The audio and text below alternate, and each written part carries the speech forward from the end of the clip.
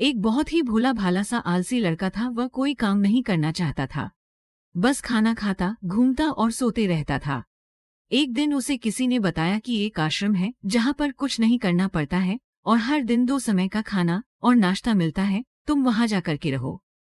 उस आलसी लड़के ने सोचा कि ये तो बहुत ही बढ़िया है और वह उस आश्रम में जाकर रहने की सोचने लगा। और फिर वह भोला भाला आलसी लड़का अपना सारा सांसारिक जीवन छोड़कर उस आश्रम में जाकर रहने लगा। आश्रम में गुरु जी रहते थे। वो कुछ समय सबको प्रवचन देते और वह आलसी लड़का प्रवचन सुनता, बाकी समय आराम करता था और फिर भर पेट खाना खाकर सो जाता था।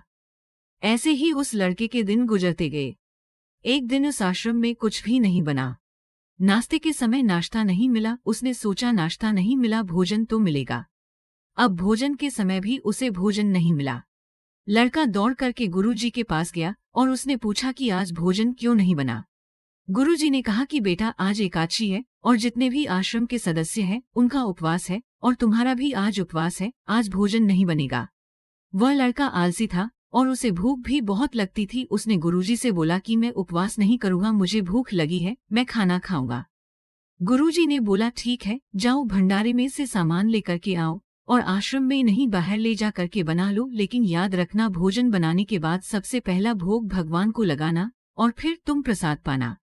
वह लड़का बोला ठीक है और फिर अनाज लेकर नदी की ओर पहुंचा।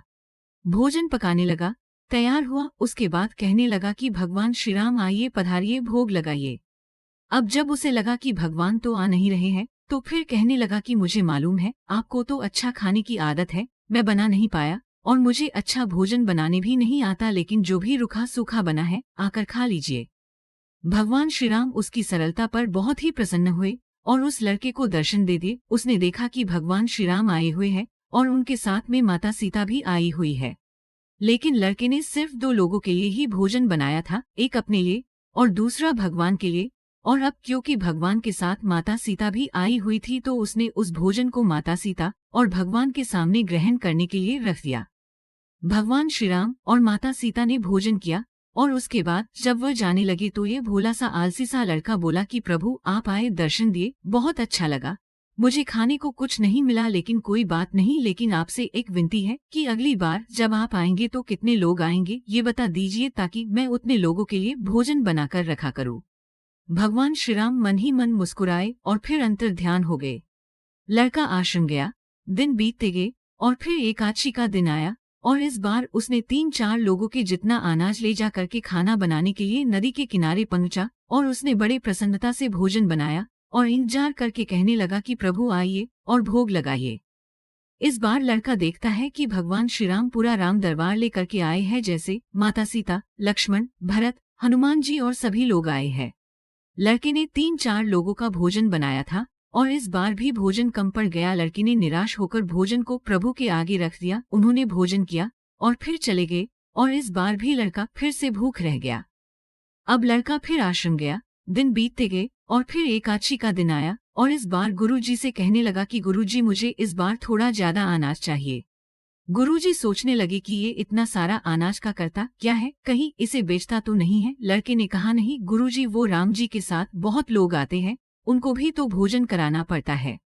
गुरुजी को लगा कि लड़का पागल हो गया है, लेकिन गुरुजी ने सोचा कि चलो एक बार चलकर देखते हैं कि लड़का इस अनाज का करता क्या है।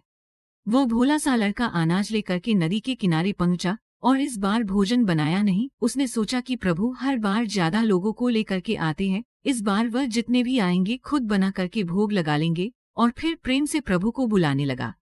गुरुजी ये सब छुपकर देख रहे थे कि ये भोजन तो बनाया नहीं और प्रभु को बुला रहा है। लेकिन लड़के ने देखा कि इस बार प्रभु के साथ बहुत से लोग आए हुए हैं, तो उसने प्रभु के सामने हाथ जोड़ करके कहा कि प्रभु माफ करना, आप बहुत सारे लोग आते हो, मुझे संख्या पता नहीं होती है और मेरी हिम्मत भी नहीं होती है कि इतने सारे लोगों के लिए भोजन बनाऊं। आप स्वयं आइए, बनाइए, खाइए और भोग लगाइए। प्रभु मुस्कुराते हैं और अपने साथ आए सभी लोगों के साथ मिल करके भोजन बनाते हैं। गुरुजी ये सब छुप करके देखते हैं और फिर लड़के के पास आकर के कहते हैं कि तुम ये कर क्या रहे हो। लड़का कहता है कि गुरुजी आपको दिख नहीं रहा है कि भगवान श्री राम पधार चुके हैं, माँ सीता आई हुई है, हनुमान जी आए हैं और भी सभी लोग आए हुए हैं, भोजन बना रहे हैं। गुरुजी ने बोला कि पागल हो गया है, मुझे तो कोई दिख नहीं रहा है।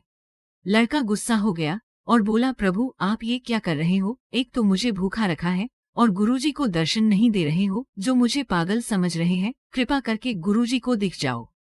भगवान बोले, नहीं, मैं इन्हें नहीं दिख सकता। लड़का बोला, क्यों नहीं दिख सकते? मेरे गुरुजी तो बहुत महान है, बहुत बड़े ज्ञानी और ज्ञाता है। भगवान बोले, हाँ, ज्ञानी और ज्ञाता होंगे, लेकिन तुम्हारी तरह सरल नहीं है। जो सरलता तुम में है वो तुम्हारे गुरुजी में नहीं है। लड़के ने ये बात गुरुजी से कह दी कि भगवान श्रीराम कह रहे हैं कि आप में सरलता नहीं है, आप मेरी तरह सरल नहीं है, इसलिए आपको नहीं दिख सकते। गुरुजी की आंखें नम हो गई और रोने लगे कि और बोले कि बिल्कुल सही कहा, मेरे अंदर तुम्हारे जितना सरलता नहीं है, और फिर माफी मांगने लगे। फिर भगवान ने गुरुजी को भी दर्शन दिए। ये कहानी हमें सिखाती है कि जीवन में सरलता सबसे आवश्यक है। जितने सरल बने रहेंगे उतना जीवन में आगे बढ़ते चले जाएंगे। जब आप सरल होते हैं तो आप खुद भी मुस्कुराते हैं और दूसरों को भी मुस्कुराने की वजह देते हैं।